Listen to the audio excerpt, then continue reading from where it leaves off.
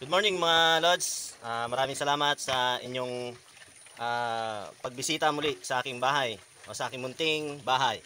So sa video ito ay meron na akong i-share sa inyo na napakahalaga. Sa ating mga parehas kong mga small backyard farmers, ang problema natin isa sa ating mga babuyan o sa ating mga alagang baboy ay yung kanilang kalinisan, di ba? At syempre yung napakahalaga yung kanilang kulungan, no? Para maiwasan yung mga problema, sakit, yan, kung ano man ang mga nadadanasan ng ating mga alaga. So sa video ito, meron akong konting may share sa inyo about sa problema ko dati sa mga alaga. Yung ito kasing area ng kulungan ko ng aking mga alaga ay open. Tingnan nyo mga Lods, yan. Yan. So sa ganitong style mga Lods ay number 1 dito ay malangaw. Problema ko dito sa aking babuyan, malangaw. So papakita ko sa inyo mga Lods. So yan. So yan dito mga Lods. Kung mapapansin nyo, yan. Hindi ko na binasa mga Lods, pasensya na sa mga kumakain dyan.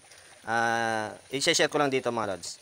So yan, kung mapapansin nyo may mga langaw mga Lods. Ayan oh. Maraming langaw dito kasi naglinis na ako at meron akong ginawa para yung langaw ay males. Ano? Para males. Katulad nito mga Lods. Ito. Yan. Yan, meron akong ginawa. So ito mga Lods, ito yan. Ito yung aking mama pig. So kung mapapansin nyo, meron siyang mga sugat. Gawa nga nang nakakalabas siya dito sa kanyang ipitan. Kaya nilagyan ko ng ganito. Yan, yung bakal. So sana nga ay maging maayos yung kanyang panganak. Ilang beses na siya nakalabas mga Lods. Yun. So kung mapapansin nyo, yan may mga langaw. Ayan. Ayan may mga langaw. May mga langaw dito sa kanyang kulungan.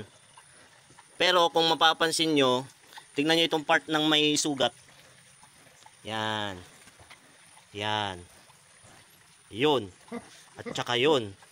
Kung mapapansin nyo mga Lods, malinis. Walang dumadapong langaw. O anumang insekto. Ando dun lang sila sa likod. Ayan. At isa pa, ito mga Lods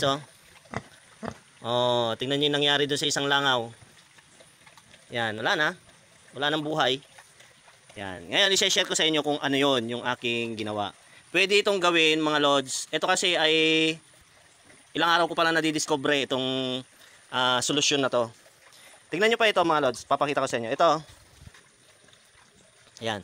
Dati yan, problema ko yan. Napakalalim yan na sugat nitong si Luningning. Milagring. Buntis na rin yan, mga Lods. Buntis na rin. So, yan. Thank the Lord. So ito mga Lods, kung mapapansin nyo meron siyang violet. Kasi meron ako ini-spray dati, yung Combinex. Yan.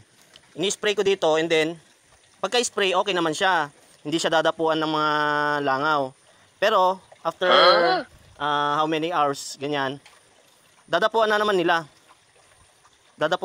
So, hindi gumagaling mga Lods. So, yan Ayan, in-sprayan ko ulit ngayon. Pangalawang beses ko nang in-sprayan ngayon. Kahapon nag-spray ako and then ngayon. Pero yan na yung resulta mga Lods. Matutuyo na siya. Yon, napakaganda mga Lods. So i-share ko sa inyo or sasabihin ko sa inyo kung ano yung sikreto na ginawa ko. Ito mga Lods. Ito. Alam nyo ba kung anong ang nasa laman nito? Yan. Ito, disclaimer lang mga Lods Dahil ito ay gusto ko lang i-share sa inyo sa mga small backyard, yung mga walang hindi afford yung mga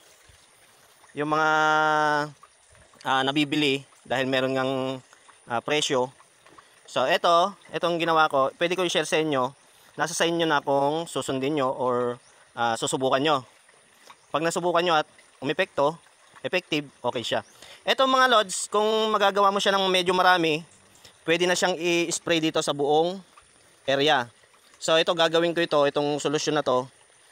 Gagawin ko dito pag nanganak na itong itong mama pig ko. Ayan, pag nanganak na yan, saka ko spray na itong buo. Ano? Sprayan ko na itong buo. So ito ang laman nito mga lods ay diesel. Yan. So yan, diesel na may halong, hindi lang siya basta diesel mga lods. May halo siyang oil, motor oil. Ayan. Pero hindi yung bagong motor oil yung napag-change oilan, yung nagamit na, napagpalitan na galing sa motor. So pinagmix ko siya, kaya ganyan ang kulay itim. Pinagmix ko siya and then pwede mo na siyang spray. Doon.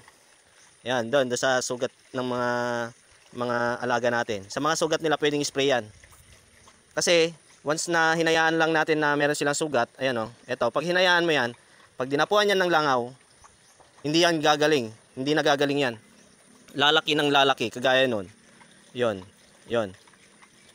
Tingnan nyo, hindi siya madapuan. Hindi siya madapuan ng langaw. Yan.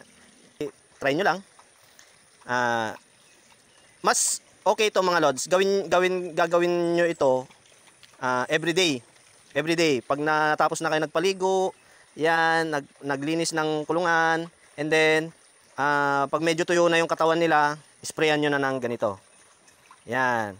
Sprayan na siya. Para sa ganon, yung mga langaw, hindi siya dadapo. Kasi, ayaw ng langaw yung amoy nito mga lods. Ayaw nila. Matapang para do sa pangamoy nila. At hindi lang yun. Ayan wala na yung langaw, hindi na bumangon. Wala nang buhay. So ang use nung oil na inihalo ko sa diesel, kasi kung yung diesel lang ang i-spray mo, madali siyang matuyo, no? Madali siyang matuyo. So para matagal yung epekto niya sa inisprayan mong sugat, lagyan mo ng langis, kasi yung langis matagal matuyo yan. No, matagal matuyo. So yan. Sana may nakuha kayong idea mga lods Yan. Yan. Nagre-ready na itong mama pig ko. Ayan, tingnan niyo yung ari niya na mumula na. Yan. So yan. Maraming salamat mga lods sa inyong pagsuporta sa aking mga video. Sana ay makatulong. Please share ng video natin to at para makabigay ng malaman din ng iba. Kaya maraming salamat, shout out, and God bless inyo lahat.